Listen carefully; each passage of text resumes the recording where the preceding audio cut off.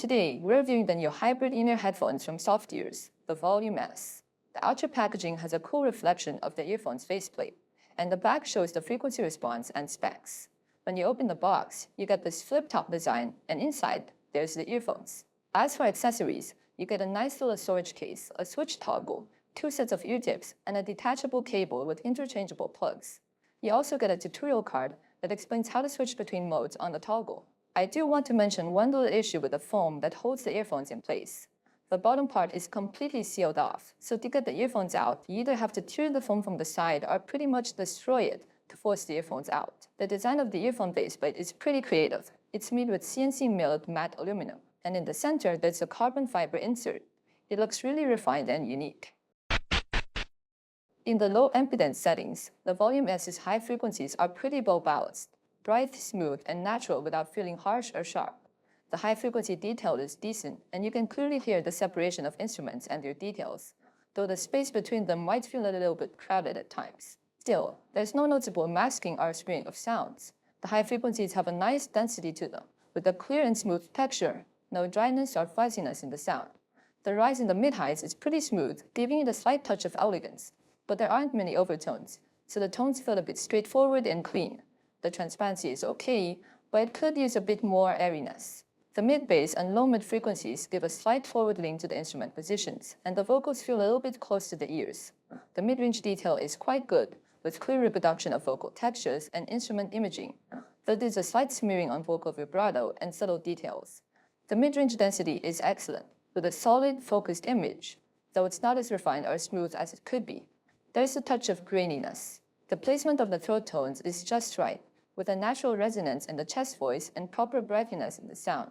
There is no noticeable coloration to the vocal timbre, making it very true to the original. The sibilance is there, but it's well controlled with high frequencies remaining smooth and not sharp or harsh.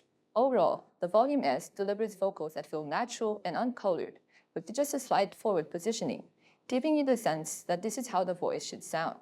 The low end of the Volume S is well balanced, with decent clarity and a smooth texture, but it's not overly punchy. You can hear the kick drum and bass quite clearly, though they tend to overlap a bit, making them hard to separate at times. The layering could be more defiant. The density of the low frequencies is good, with a rounded, cohesive feel to the instruments, but there's a lack of sharpness and impact. The rebound speed is a bit slow, which makes the bass feel a little bit soft or muddy instead of clean and tight. As for the sub-bass, it's average, dynamic enough, but the deep rumble has a slightly noticeable reverb, though it wraps around nicely. In terms of soundstage, the Volume S has a moderate horizontal soundstage, while the vertical one isn't very pronounced. Most of the sound images are slightly forward-leaning, and the overall soundstage is an oval shape with a medium scale. It emphasizes a sense of presence and surround sound, but the separation and positioning of the sounds are fairly average. In the high impedance mode, the Volume S becomes brighter and more open in the high frequencies, with imaging becoming finer and the lines more pronounced. The subtle vibrato in strings and separation are also noticeably improved. However, it does demand more driving power, and if driven by a dongle, the mid-range becomes noticeably more youthful, with a colder and thinner character, slightly dry and a bit sibilant. The presence of breathiness and sibilance becomes more pronounced and a bit harsher. The low frequencies lose some weight and their presence diminishes. The texture may become a bit brittle. The soundstage expands with a slightly increased sense of distance, while separation and localization improve. Overall, the sound becomes more suitable for indoor ensemble-type music performances. From my personal listening perspective, I much prefer the sound of the low impedance settings. It enhances the mid-bass and lower frequencies, adding more fullness and depth while still maintaining a clean and lively tone. The setup delivers excellent performance for most pop music. The high impedance setting boosts the mid-high frequencies, but it doesn't pull the mid-low frequency instrument imaging further apart.